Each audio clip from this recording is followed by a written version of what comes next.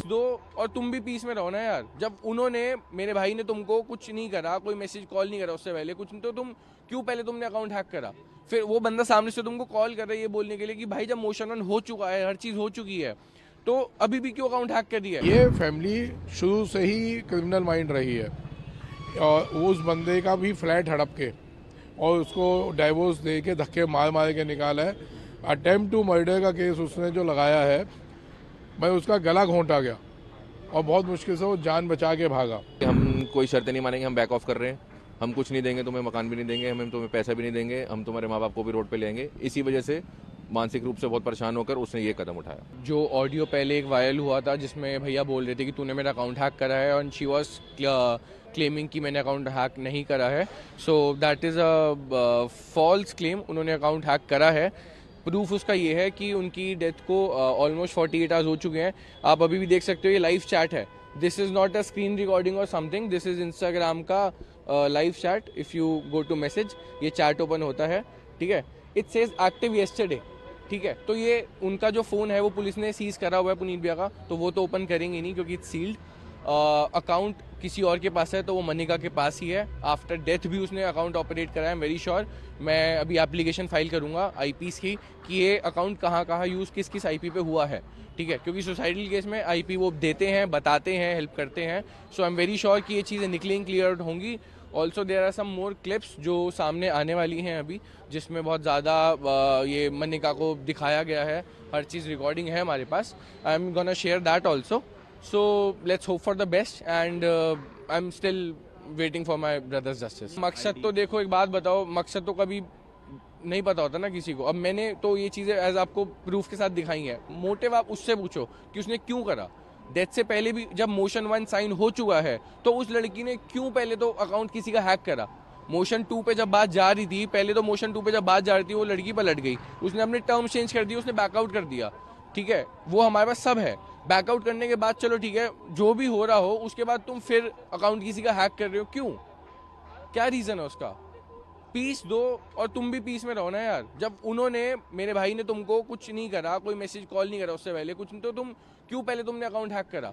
फिर वो बंदा सामने से तुमको कॉल कर रहा है ये बोलने के लिए कि भाई जब मोशन ऑन हो चुका है, हर चीज़ हो चुकी है, तो अभी भी क्यों अकाउंट हैक कर दिया है? She was like grow up, get a life, ये वो ऐसी चीज़ें नहीं चलती।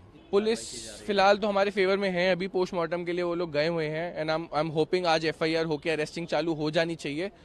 Let's hope for the best, let's see what happens. PM जो है बोर्ड से हो रहा है या फिर वो बोर्ड से ही हो रहा है, मेडिकल बोर्ड से हो रहा है, इसलिए उसमें थोड़ा सा आई गेस डिले आया है।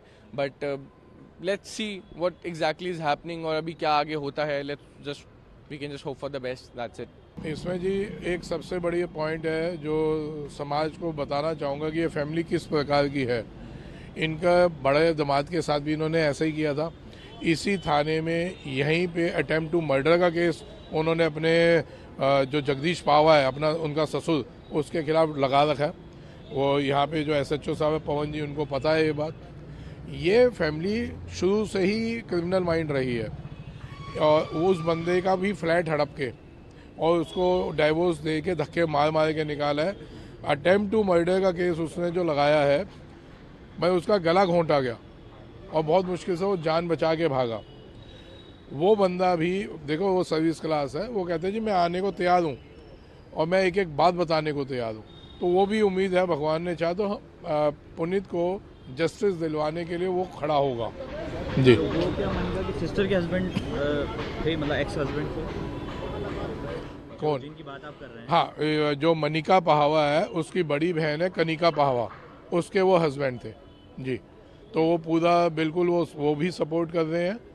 हम सैल्यूट करते हैं कि अटेम्प्ट टू मर्डर का केस होने के बावजूद वो आदमी घबरा जाते हैं। सीधा शरीफ आदमी घबराएगा कि इन जैसे क्रिमिनल्स के खिलाफ कैसे फिर दोबारा से खड़ा हो, लेकिन उसने इतना बड़ा केस देखा है, इतनी बड़ी घटना हो गई, तो वो हमारे को सपोर्ट करने को तैयार है। सीसीटीवी में पुनीत के फादर इन लॉ उसको ये वादा कर रहे हैं कि मैं तुझे 2 करोड़ रुपए 3-4 महीने के अंदर अंदर दे दूंगा और जो हमने तुझे मकान दे रखे हैं रहने के लिए वो हमें आप वापस कर देना।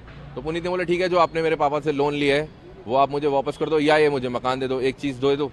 तो जो भी वो उन्होंने सेटलमेंट करी थी उसके बाद फिर 2-4-6 महीने वेट किया गया, लेकिन उन्होंने वो सब चीज़ें फुलफ़िल नहीं करी। वो बार बार यही करते हैं कि जो भी चीज़ें वो सेटल करते हैं उससे पीछे हट जाते हैं, बैक ऑफ हो जाते हैं। लास्ट में भी जो मनिका से उसकी फ़ोन पे बातचीत हुई है पुनीत से, जो उनकी इसकी डाइवोर्स की सेटलमेंट हुई थी, कोर्ट में एग्रीमेंट हुआ था, उसमें भी जो जो चीज़ें बोली गई थी कि हम ये तुम्हें मकान देंगे और जो भी चीज़ें सेटलमेंट हुई थी पुनीत की तरफ से सारे एग्री हो गया था, पुनीत सब चीज़ों पर एग्री था, बट वो बार बार डिसएग्री करने की उनकी आदत है।